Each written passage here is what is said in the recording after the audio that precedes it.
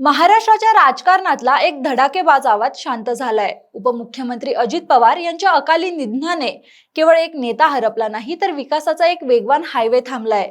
66 वर्षांचे दादा, 11 अर्थसंकल्पांचा अनुभव आणि 12व्या बजेटची तयारी, पण नियतीला काहीतरी वेगळंच मान्य होतं। अजित पवार म्हणजे केवळ अर्थमंत्री नव्हते, तर ते राज्याचे फायनान्शियल आर्किटेक्ट होते। शेषराव वानखेडे यांचा 13 अर्थसंकल्पांचा विक्रम मोडण्याच्या ते अगदी जवळ होते। त्यांची ओळख होती ती म्हणजे प्रशासकीय शिस्त। कठीण काळातही राज्याचा विकास दर राखणं आणि महाराष्ट्राला पुन्हा एकदा FDI मध्ये नंबर 1 वर नेणं हे केवळ दादाच करू शकत होते। त्यांच्या टेबलावर महाराष्ट्राचा कायापालट करणारी अनेक कामं वेटिंगवर राहिली आहेत। पहिली म्हणजे लाडकी बहीण योजना, भत्ता 1,500 वरून 2100 रुपये करण्याचा त्यांचा मानस होता।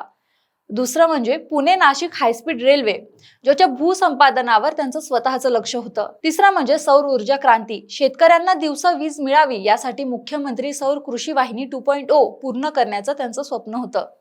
आणि चौथा म्हणजे GST परतावा, केंद्राकडून महाराष्ट्राच्या हक्काचा निधी खेचून आणण्याची त्यांची जिद्द होती। इतकंच नाही तर 5 फेब्रुवारीला होणाऱ्या जिल्हा परिषद आणि पंचायत समिती निवडणुकांसाठी त्यांनी कंबर कसली होती। आपल्या बालेकिल्ल्यांमध्ये त्यांनी बूथ लेवल पर्यंत यंत्रणा उभी केली होती।